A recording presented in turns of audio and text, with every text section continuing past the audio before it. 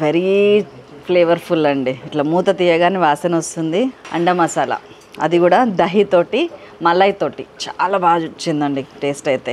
ఇది అసలు పూరి, చపాతి, రైస్, బిర్యానీస్లోకి చాలా బాగుంటుంది సైడ్కి పెట్టుకోవడానికి.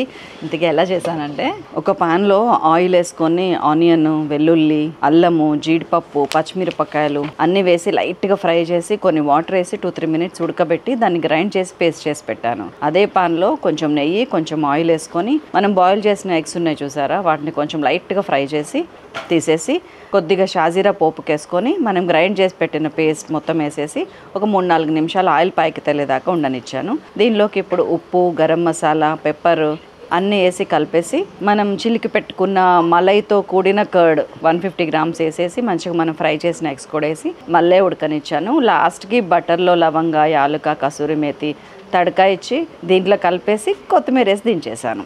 అయిపోయి అద్భుతమైన అండా మసాలా రెడీ అయిపోయింది. టేస్ట్ నెక్స్ట్ లెవెల్ ఉంటుందండి. ఇది ఫుల్ వీడియో కావాలంటే శైలాస్ కిచెన్లో స్ట్రీమ్ అవుతుంది, చూడండి.